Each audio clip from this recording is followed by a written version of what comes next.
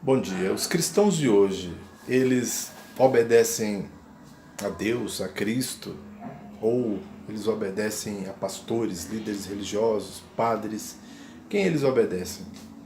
Numa análise bem simples, percebe-se que eles obedecem seus líderes religiosos, seus pastores. Muitos deles se dizem ungidos, muitos deles se dizem profetas, muitos deles se dizem falar, que Deus fala pela boca deles. Então, partindo desse pressuposto, esses homens e mulheres também, inclusive, se valem deste processo para poder tirar proveito de pessoas, muitas das vezes incautas, pessoas que confiam sua fé nesses homens, a ponto de tudo que eles disserem ser levado ao pé da letra. E no ramo da política isso ficou bem claro, bem definido, que os políticos profissionais, eles são todos políticos profissionais, se utilizam deste artifício para poder enganar a população.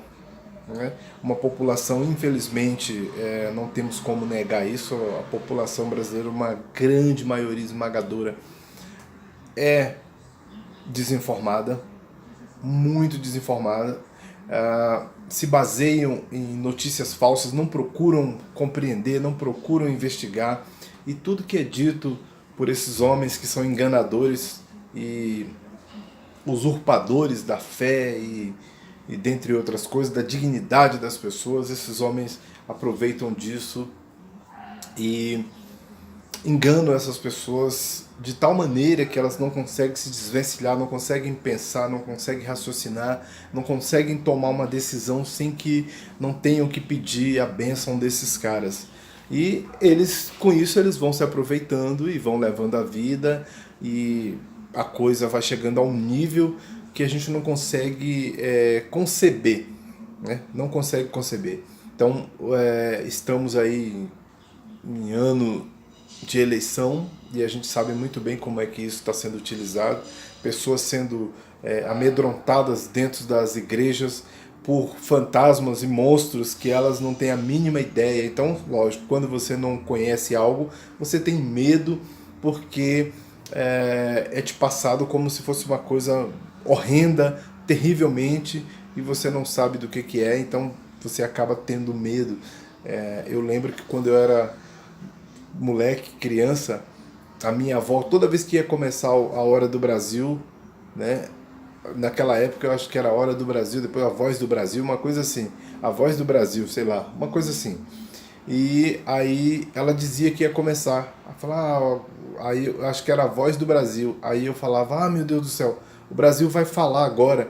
Eu não tinha a mínima ideia do que seria aquilo, era apenas um programa é, jornalístico do rádio, né? E eu não sabia o que era aquilo, porque todas as vezes que ia começar, que dava o horário de começar, ela desligava o rádio e corria para desligar o rádio naquele apavoramento todo, e eu não sabia o que era aquilo. Então eu morria de medo. Não só eu, como meus outros primos que morávamos com ela, tínhamos medo da Voz do Brasil. Nós não sabíamos o que era, e eu acho que talvez nem ela soubesse de fato o que era. Então, se aproveitando desta inocência ou desse desconhecimento da grande massa, pessoas têm feito atrocidades, têm criado monstros, têm inventado história, e nós estamos realmente numa época de pós-verdades, ou seja, que você cria a sua verdade, ela se perpetua e vira verdade no seu consciente, inconsciente, e você transfere isso para outras pessoas. Vivemos nessa época, uma época de muitas notícias falsas ou fake news, né? Fake é falso, news notícia, então notícias falsas. Nós vivemos numa época em que as pessoas propagam isso com grande empenho, e tudo isso por uma, vamos dizer assim, uma vontade exacerbada de poder que pode culminar em coisas terríveis. E eu chego a ficar preocupado com a invertida desse tipo de gente, esse tipo de pessoa que pensa dessa forma, que pensa que o bom para grande sociedade ou grande massa seria exterminar grupos de pessoas que não fazem parte do seu ideal e que não pensam como você, que são diferentes de você, que devem ser mortos, e dentre esses estão os índios, os negros, os homossexuais e por aí afora. Então, nós estamos vivendo momentos tenebrosos que nos lembram um passado não muito recente. Então, quando eu vejo jovens, muitos jovens inclusive, pedindo certas coisas que eles não conheceram, não vivenciaram e que hoje são doutrinados por pessoas bem mais velhas, senhores, que são doutrinadores profissionais, né, em prol de uma campanha terrível que pode nos levar cada vez mais a um abismo.